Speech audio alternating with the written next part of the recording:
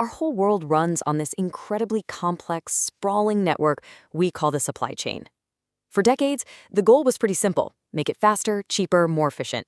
But that efficiency, well, it came at a cost. It made this system fragile. And today, that fragile system is under constant attack, sparking a brand new race, not just for efficiency, but for pure survival. All right, let's dive into this battle between the age of chaos and the quest for resilience. So picture this. It's March 2026. Tensions are boiling over in the Strait of Hormuz, which is one of the most critical arteries for all of global trade. Every single day, massive tankers, just like this one, navigate this narrow passage, carrying the very lifeblood of the global economy. But now, all of a sudden, that flow is in jeopardy, and the ripple effects, well, they're about to be felt everywhere. And here's why that matters so much. A full quarter, 25% of all the world's seaborne oil squeezes through this one single choke point. So when this one little spot is threatened, the entire global energy market basically holds its breath. But this isn't just about one strait or one crisis. No, that's because the crisis in Hormuz is really just a symptom of a much, much bigger problem. Our global supply chains are built on a whole series of these choke points. Some are physical, some are political, and they make the whole system incredibly vulnerable. So one disruption doesn't just cause a local problem, it sends shockwaves through the entire global economy. So the Digital Supply Chain Institute has pointed to four massive forces that are fundamentally reshaping our world right now.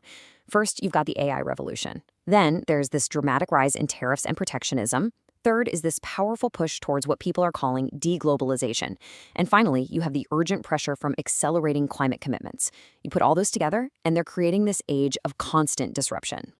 Let's start with that first one, artificial intelligence. It's just impossible to ignore the buzz around it, right? Depending on who you ask, AI is either the savior that's going to create this brand new, hyper-efficient operating system for supply chains, or it's a massively overhyped technology that is just failing to deliver on its promises. So which is it? Hype, hope, or a hindrance? Well, if you ask the leaders who are actually on the front lines, you get a deeply divided answer. I mean, just look at this survey from Inbound Logistics. The opinions are all over the map. Some folks rate AI a perfect 10 out of 10, calling it completely transformative. Others are way more skeptical, rating it as low as a 3. There is absolutely no consensus on what AI can actually do for us today. So on one side, you have the optimists. They see AI as the engine of a revolution. They believe it's going to drive everything, from forecasting to inventory, replacing manual work, and making decisions smarter and faster than any human ever could. For them, it's nothing less than the new operating system of logistics. But then, you have the skeptics. They're sitting there saying, whoa, hold on. They argue the hype has completely outrun the reality. They point to stalled projects and a real lack of results in the real world, saying there's been way too much talk and just not enough traction. For them, it's kind of a classic case of a solution looking for a problem. Okay, but here's where the rubber really meets the road. Let's ground this whole debate with what's happening right now. Starbucks is using AI to scan inventory just to make sure your favorite coffee is actually there when you want it.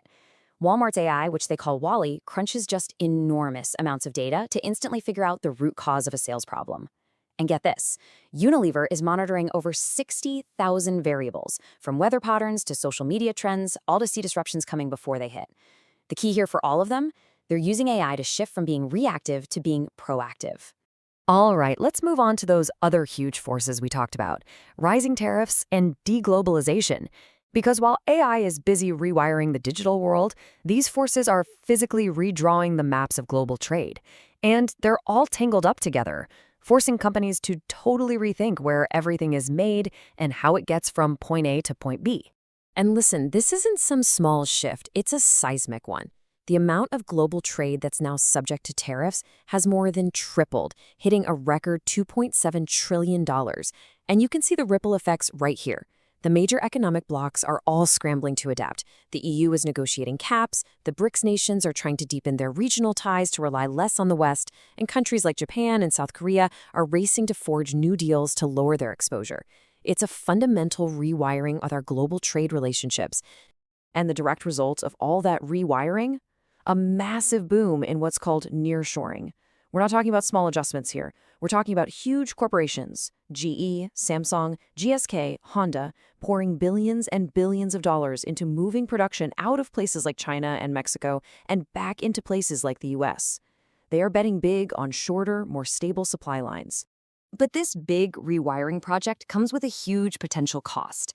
The OECD is warning that this global shift towards reshoring could actually slash real global GDP by over 5%. So ironically, the very moves that companies are making to become more stable could end up making the entire global economy more volatile. So, given all these massive, unpredictable forces, from geopolitics and AI to the growing threat of climate-driven disasters, how in the world can companies prepare for the next crisis? Well, this brings us to the core idea of modern resilience, building for what are known as black swans.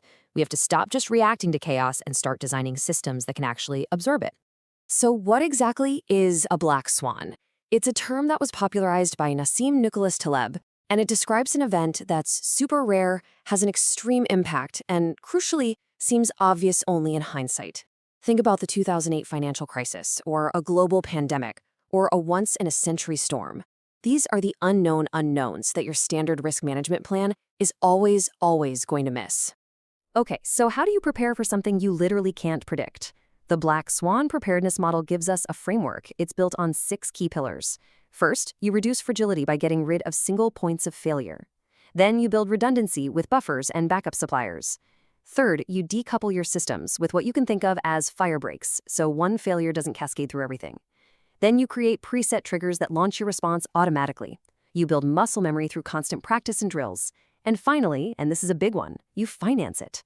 You have to budget for resilience, so when a crisis hits, you have the money to act immediately. Now, building this kind of resilience requires new tools, and one of the most promising is the ability to create something that's been missing from global trade for a long time: verifiable digital trust. And this can be powered by technologies like blockchain. And this is a fantastic illustration of how it works. By using something called token recipes, blockchain can create an unchangeable digital record for every single component in a product. It's like giving every batch of raw material, whether it's logs from a forest or glue from a plant, its very own digital birth certificate.